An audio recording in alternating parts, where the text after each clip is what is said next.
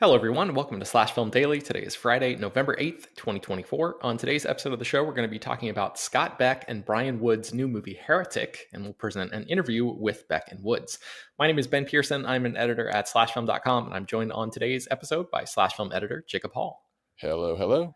I want to say a quick thank you, real quick, to the listeners who wrote in responding to Wednesday's episode. We only had one person who seemed disgusted and said that they would never listen again, but there were a ton of people who took time to say that they appreciated the message. So thank you to those folks. Okay, let's get into it, Jacob. We're here to talk about Heretic, which you saw all the way back at Fantastic Fest. You reviewed the movie for the site. I'm going to put a link to your review in the show notes so people can check out maybe some of your more detailed thoughts there. But let's get into sort of general thoughts about the movie before we dive into spoilers. What did you think about this one? I think Heretic is terrific. In my review, I call the first hour of it the best horror film of 2024, and the second hour very, very, very, very, very good.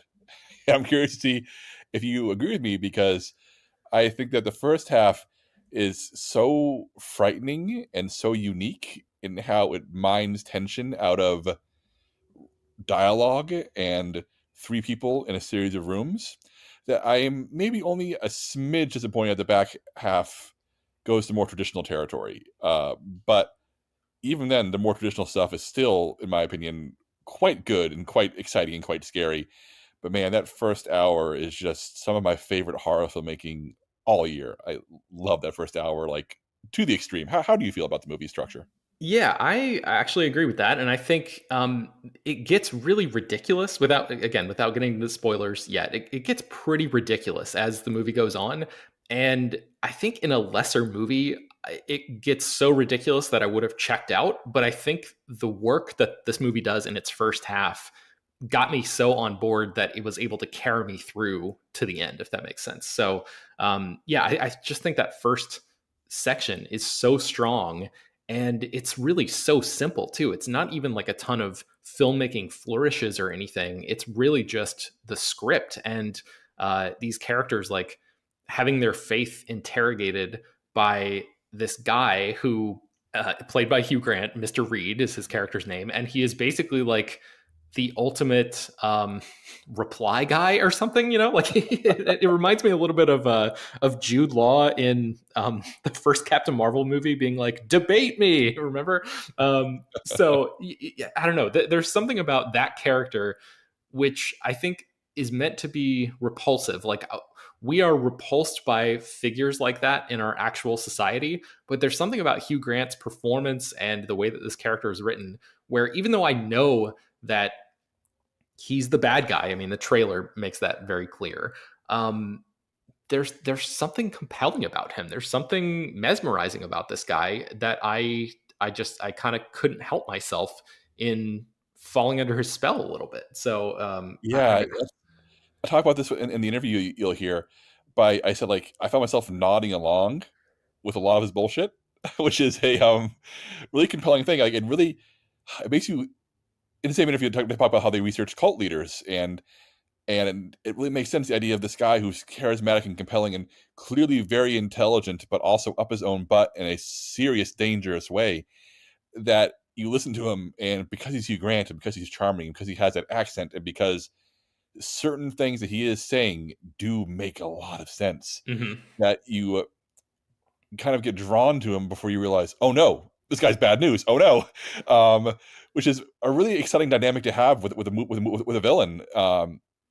And I think that Hugh Grant is doing some of my all time favorite Hugh Grant work here. He lures us in by being the charming goofball that we know him to be for decades before he like starts like bringing in different sinister layers bit by bit by bit until he's unrecognizable. But I do think he's really balanced by Sophie Thatcher and Chloe East, who are the two Mormon missionaries who come into his home and find out they cannot leave and are forced to navigate a series of spaces with this potentially dangerous man. I think I wrote this in my review, and I'm worried hyperbolic, but I feel very strongly about it. I think they're my favorite original horror heroes since Ed and Lorraine Warren from the first Conjuring movie. They're Oh wow. so I think that they're just so they would have survived so many other horror movies because they're so capable and smart. Mhm. And I like spending time with them, and I like watching them find ways to navigate their very bad day with Mr. Reed. Yeah. So obviously, there's a whole faith-based ecosystem, a film market with distributors and production companies that make movies specifically for Christian audiences in the United States. But it's pretty unusual to see a mainstream Hollywood movie, something outside of those confines, center religion in the way that this movie does. So I was curious what you thought about the way the movie handled that topic, which is typically like, one of those things that you're not supposed to talk about in polite society or whatever. Yeah, I'm gonna risk maybe ruffling a feather or two, and I apologize. I was raised Catholic. I'm not religious now, but I fundamentally believe in a lot of the basic teachings of New Testament Christianity of, respect other people, take care of other people, help the poor, try to, make the world a better place. So so it becomes so I have a very complicated relationship with this kind of material, which is why I like wrestling with it. And when I say all this because I think that the Christian filmmaking industry is largely insulting toward Christians. They make movies that offer no challenge, offer no conversation, and exist to simply affirm, yes, you are 100% right. Everybody else is wrong. Go about your day. Question nothing. Whereas you have filmmakers like Martin Scorsese, who is deeply Christian and deeply Catholic, who makes movies that are full of his faith, but often depict characters who are at odds with his beliefs and odds with the teachings of his religion. And he uses that to like truly explore and interrogate why he believes in things and what evil is, what good is, and to really get people of all faiths and beliefs or non-beliefs having the conversation about what is right and what is wrong. And I'm not saying Heretic is a Martin Scorsese movie. It's gave an 8 out of 10. Like it's a great time of the movie, and I can't wait to see it again. But this is the kind of movie that uh, exists to allow people who are secular and people who are religious to generally engage in debate about what it means to believe and what it means to have faith in 2024. Mm-hmm. Uh, I wish that this was what Christian filmmaking regularly was then. Yeah, 100%. Yeah, absolutely. Yeah, I totally agree. I think it's thought provoking, and it reminds me of the first time that I took college classes where the movie lays out sort of the history of religion and the evolution of religion over thousands of years. And as somebody who I was also raised in the church growing up, and like when I encountered that information for the first time, it was this really mind blowing thing. So I don't know how many other people have already interrogated their own faith to a degree where they've already discovered that stuff. I imagine it would be a pretty decent percentage of people, but maybe there are some where this movie is the first time that they've had that information presented to them in that way, and that can be a really challenging thing and a really interesting test of faith and a sort of grappling with what you really believe and why you believe it. And this movie is really interested in those questions, and it all comes down to this sort of individual, personalized thing. And I like how the movie doesn't really try to put its finger on the scale a lot because of the way that these Mormon missionary characters uh, respond to the situation. I think there's an interpretation here where it's not just looking down at people who are religious, which I think could be a fairly easy thing to do. The movie has a little bit of nuance about that position, so I think it handles it pretty well. Yeah, I mean, I won't spoil anything here, but the events of the movie really support somebody who is religious to say this movie is about the power of faith, and somebody who's not religious can watch and say, no, this movie's about the power of human determination and making your own choices in the face of danger. And I think both are completely valid. I think you can walk away having that conversation instead of feeling like, we've been told one thing or the other. Yeah. Okay, so let's get into some spoilers here. Actually, let's take a break and then we'll come back and talk about spoilers for Heretic. All right, so Jacob, we alluded to this earlier, the fact that the movie, once they go through the belief or disbelief door, they make the decision there, it becomes kind of a different movie. And this is where I found the movie to get a little bit ridiculous, like the idea of this man having built this cavernous space, and it seems to be just like a normal town. I forget what town they're in Colorado. But like the questions about how this happened and what he's using this for, and like how many other people have gone through this kind of twisted experiment that he's doing, and like the sort of logic, if you will, of this movie, I think, like I said earlier, would have just completely cut me off to what it was trying to do if the rest of it wasn't so well told. So, what did you make of like the back half of the movie? You said you thought it was still effective, right? Yeah, I think the first half of the movie is like a 10 out of 10 experience, and the second half, like, in 7.5 out of 10, if you want to use a slash film rating scale. The second half reminds me a lot of Beck and Woods' previous film, one of the previous films, Haunt, which is about a haunted house staffed by actual serial killers who start picking off the visitors one by one, which is a really fun, really grimy, really nasty thriller. And I really like it. And I also really like 65, their Adam Driver dinosaur movie that is just awesome and nobody saw it. I like these guys a lot, by the way. But I think that they talked about this in the interview, so I don't want to say too much. I think these guys like to please the audience. I think these guys have a natural instinct to send audiences out on a high, and have a natural desire to get audiences like screaming and laughing and cheering.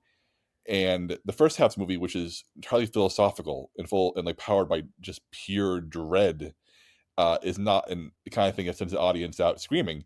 And I think that they are filmmakers who want the audience to come out screaming, so they go to a more traditional route, and it's ridiculous, and it doesn't make a lot of sense if you think about the logistics of it. But it's undeniably effective as a thriller to watch. Hugh Grant stalk people throughout his many, many grimy, tunnels.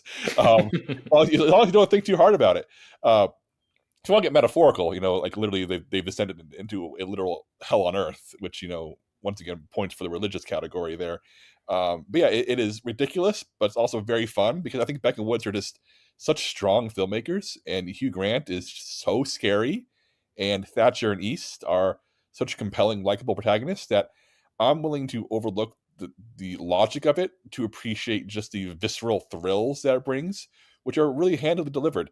Do I wish the back half was as cerebral as the front half? Yes, absolutely. I think this would have been my favorite horror movie of the year if the back half like had found a way to maintain that dialogue-driven tension throughout the entire thing. Mhm. But the back half is still like a great audience pleaser of a horror movie, and I don't know, maybe that's in the same way that it makes Heretic a fun movie. Whereas I don't think it would have been like a Hereditary type experience if you want to compare it to another A24 horror movie, where like you watch it and you appreciate it and you're maybe immersed by it, but you're like, man, I love that, but I also don't think I can watch it again. And the back half here makes me go, man, Heretic was fun. I can't wait to watch Heretic again. I recommend Heretic to everybody, which I can't do with Hereditary. Right. So it's a double-edged sword of, I think they made a clear and conscious choice to make a movie that was a bit more accessible, at the risk of maybe losing us snobs a little bit. I think they probably are going to win over a lot more casual audiences, and maybe that's the right choice. Yeah, that makes sense to me. So I want to talk to you about the ending. I have multiple interpretations of the ending, and I think BJ actually wrote an ending explained article that lays out some of these theories. So I have three things that I wanted to bring up here. So one option or interpretation is that Sister Paxton actually dies in the basement, and Sister Barnes never saved her by smashing Mr. Reed's head in with that wooden plank with the nails in it. And Paxton's vision of escaping the house is just her version of entering the kingdom of heaven. So that's one. Another interpretation is that Barnes does not save Paxton. She actually died when we saw her die on screen. And instead, Paxton is actually the one who somehow saves herself, kills Mr. Reed in some way, and she just imagines someone else killing Mr. Reed as a coping mechanism, that sort of trauma type of moment or response. And then the third one is that the events play out exactly as we see, and the only real interpretation that needs to be done comes down to the butterfly on Paxton's hand at the end of the movie, which the movie sort of handles in this interesting way by showing it present in one shot and then not there in the next shot. And I think the filmmakers would really love for us to be talking about whether or not the final shot, which in my memory does not show the butterfly, is like the real version of the ending. But I was curious what you made of these interpretations, or if you had another one. I was actually talking to BJ as she was writing her article about the ending. Her and I were talking. She asked me, like, what's your take on it? Because she wanted to see if we aligned. And we largely did. I think that the read is that this all happens as seen, because Heretic is not full of hallucinations, not full of dream sequences. Every single thing we see in this movie is presented as being an event that's happening. There's never a point where it's tricking us or trying to deceive us. So I go with my gut that this movie is presenting a series of events that are completely existing in the world of the film, as opposed to the minds of other people. So this means that yes, the seemingly dead character does come back to life, or rise back up to kill Mr. Reed, and the other one does escape and see a butterfly in her hand. I think that all happens. The question is this a case of a miracle? Was there a miracle? What did like Lazarus, does she rise from the dead to save a friend and give her a chance to escape? Or does she will herself to get back up with the last bit of her life because it's the right thing to do to save your friend? Mm-hmm. And I think that's either the, do you believe in faith or do you believe in human willpower? And I think both are incredibly viable reads based on how you choose to take this. Same with the butterfly. Is that just a butterfly landed on her? Or is that representative of what she talked about earlier about how she would visit somebody if she died, let them know that she was okay? And I think that it's intentionally left open to be, to encourage a conversation we're having now, which is, did we witness a religious miracle in these moments, or did we just see somebody rise up to save their friend? Mm-hmm. And Yeah. so, Totally. Yeah. And I think this is what I was talking about, where the movie is kind of it's generous to people who actually have faith in the real world. You know, it would have been really, really easy uh to come down in a clear way about the ending of the movie. And to me, this is kind of similar to like the ending of Inception, which I think, you know, like literally trying to answer these questions is not really the point of this movie, I think, but it's kind of like an underlining of the themes and the messages that we just saw in the film. So um yeah, just really good stuff. Super entertaining movie. I really, really enjoyed this a lot. So I'm glad you got a kick out of it, Jacob. Any closing thoughts before we go to your interview with Scott Beck and Bryan Woods? no real closing thoughts other than to say that I hope you guys enjoy this interview. Beck and Woods are clearly movie fans. Sometimes you talk to directors and you get the nagging suspicion that they don't watch a lot of movies, that they like they're only interested in their own work. But Beck and Woods, man, these guys freaking love movies. Like, I could have talked to them if you could say, "Hey, take an extra half hour to chat about movies." I think we could have. I think they're probably best known for writing A Quiet Place, the first one, before they started directing their own stuff. But I don't know. I just feel very strong that these two are like some of the most exciting voices in like accessible genre filmmaking right now. I mean, the fact that 65 was a box office bomb is a shame, because that movie is like so finely honed to like be a good time. And I think Heretic, despite being a 24 horror movie, it's dialogue driven, is still finely honed to be a good time. These guys make movies that are fun and just uh, really respect the audience. And I'm a big Beck and Woods fan, Ben. Excellent. All right. Well, here is Jacob's conversation with Scott Beck and Bryan Woods. Hi guys, how's it going? The movie's fantastic. Oh, thank you Thank so you. much. Appreciate that. That means a lot to us. So I want to talk about like the literal technical aspect of filming dialogue scenes, because so much of this film is talking. And as filmmakers, how do you look at a scene and say, okay, this dialogue is going on for 5, 10, 15 minutes. How do you keep it interesting? How do you approach it as visual filmmakers? Yeah, I mean, I think like the first and foremost approach is character centric, like understanding who are the characters that we're kind of focusing on from their perspective, and how are we feeling emotional with them. So, you know, a scene in Heretic, for instance, like the initial living room scene where Sister Pax and Sister Barnes first meet Mr. Reed, Hugh's character. You know, we want to make it feel very open. Like, this is a very open space. It's not claustrophobic. Everybody feels welcome here. And so you're shooting it more from wides, but slowly the camera starts creeping in as for instance, as Reed starts singling out each of the sisters, he's trying to like hone in on them psychologically. And so we're creeping closer and closer. And in doing that, especially over the course of the film, allowing the camera to have a little more motion. So at first, like in this film, it starts off a little dull, a little, the camera's in stasis, but as we go deeper into the house, as we go deeper into the danger, the camera starts to move. It was one of our biggest fears because such a chamber piece. It's so dialogue heavy. The experiment with this film, it was almost the opposite of what we were attempting to do with A Quiet Place. A Quiet Place was like a modern day silent film, so it was all about pure cinema. This was, can we can we replace jump scares and monsters hiding in shadows with dialogue and philosophical ideas? Can we actually take a conversation about religion, and those are the scares, like the dialogue, the lines themselves are the scares in the movie. And so that's when you hire, Chung Hoon Chung, who shot Old Boy and in It and Last Night in Soho, and one of the great cinematographers in cinema history, to help us drag the dread out of every single frame of the movie, while our characters are debating theology. One of the most interesting and frightening things about Mr. Reed is that I find myself, especially in the first half of the movie, kind of nodding along with what he's saying. Yes. Good. So what's the trick to writing a villain who is the villain, but you kind of find yourself going, maybe this guy has a point? I think the trick is he's saying the quiet parts out loud. The things that we've all felt in our bones, or the things that we've had conversations with friends, behind closed doors about. True beliefs or true questions about things that otherwise outwardly maybe we put ourselves in uncertainty when we otherwise discuss them. And I think trying to be as personal as possible, the ideas that this movie starts to grapple with is what happens when you die. What is there an afterlife? Is there nothing? Those are very real fears that Bryan and I have had many conversations about, and it's a very, very human tendency to want comfort in the anticipation of what happens when you die, whether you find that comfort in following a religion or some other output.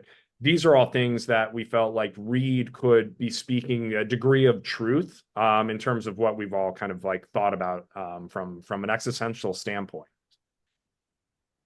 Was there ever a version of this movie that was entirely dialogue driven? Without spoiling things, it does at some point the fight, you get to the fireworks factory eventually. To use a reference, but was there ever a version where you wanted to push the dialogue even further, or did you always know, okay, at some point we're going to blow this up?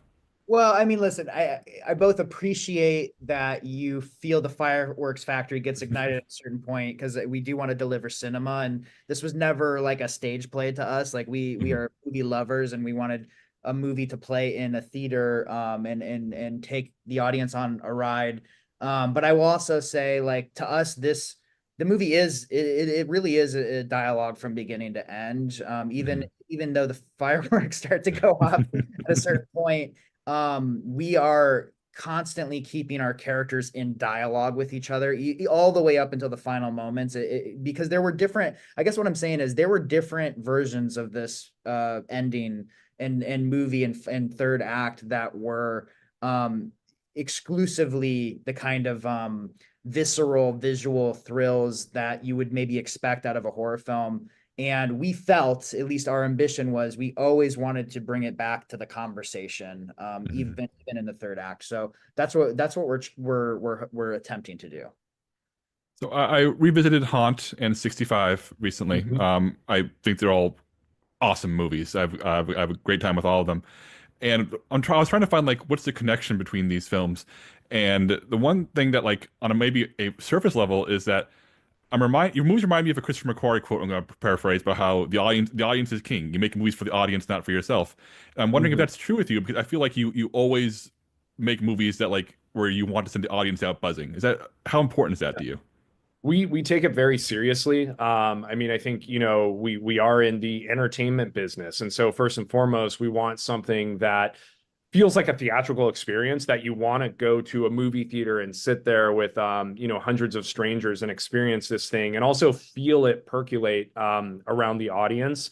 And I think there's also a degree at which Bryan and I, there's two of us. And so even in the writing phase, we're not writing in the same room. And so we're usually trading off scenes or sections of the script, and the other becomes the first audience for that movie, even in script stage. And so we want to constantly surprise each other. We want to subvert expectations. And so we're automatically thinking from an audience forward perspective that early in the process. And it's funny because it's not something we've ever intellectualized or talked about, like, do we because we write for ourselves too. There's like a personal kind of relationship we have with the material that we're trying to like thrill ourselves. But our production designer on Heretic, Phil Messina, who's one of our heroes. I mean, he's production design anything from Aronofsky's Mother to the Hunger Games movies to Steven Soderbergh, like 12 Steven Soderbergh movies. And it was an observation he made working with us that he had told one of our producers that he's never heard directors talk about the audience so much while directing. So it was subconscious that I guess that there is we do love I guess we do love to serve an audience, and I guess it's just our deep love of going to the movies on a Friday night with a packed house. I'm glad you brought the production design because the house in Heretic is fabulously designed, and in a movie that is contained to a handful of rooms, and it has such an intentionally, minor scope. What was the process of determining the look and feeling of each room? Because you can kind of break down the movie into Act 1, Act 2, Act 3 based on rooms. Right. So what was the journey there? Yeah, I mean, the initial journey, it mimicked the character of Mr. Reed as well, meaning you get into the first room and you see something that feels fairly inviting, fairly warm with the colors and the tones and the lighting. And then as you progress throughout the movie, it starts getting a little stranger by increments. You start picking up on small details, strange things like the doors once you get into the library sequence, and then it starts getting a little more raw and a little more dangerous and scary in the same way that Mr. Reed becomes that. And one thing that like Phil Messina, our production designer, is so genius about is being character forward and really enveloping every single decision that he makes into the larger scope of the character, into the sound design, from the ticking of the clocks to the ticking of the water and these devices, like the Shishiyadoshi inside the library that drips the water, and finding ways to accentuate the suspense and make sure there was an evolution over the course of the movie that feels organic and genuine, but also more and more suspenseful and off-putting. You called the movie a chamber piece, and it did remind me a lot of the 50s and 60s horror films that you would have seen, like Vincent Price star, and it kind of clicked in my head that, oh man, if this was made in 1962, Vincent Price would have played the Hugh Grant character. Yeah. So I'm wondering how much Vincent Price is in Mr. Reed? I mean, there is a degree that you are right on the money. I think about the way that Hugh wanted to be fun, with the role, highly intellectual, but very very charming as well. And I feel like you can look at Vincent Price and you can trace all those attributes. Even the sweater that her costume designer Betsy Hyman picked out, I feel like you could envision that in black and white on Vincent Price. And so I mean, as students of horror since the beginning of the genre, in the 1920s, I mean, I think latently that feeds into everything that our fingerprints start putting itself on. And I do think, like, mostly when we were talking about Reed, in particular with Hugh, there's just a lot of real life inspirations, oddly enough. Yeah. You can look at, the kind of atheist thinkers out of the UK, like Richard Dawkins, Christopher Hitchens. There's American kind of cult leaders like Keith Raniere. We talked a lot about Keith Raniere of the Nexium cult and how he was able to kind of use this kind of odd, almost odd charm to kind of this ability to listen, to kind of get people to do what he wants and to control them. And so there's a lot of real life influences intersecting with the kind of more showmanship of a figure like Vincent Price. In a recent interview, Hugh Grant described his current phase of his career as his freak show phase, which I thought was funny, but also like undersells how good he's been over the past decade and how interesting he's been. As an actor, like on that set, what is he like to direct during his freak show phase? Like, what is that process like right now?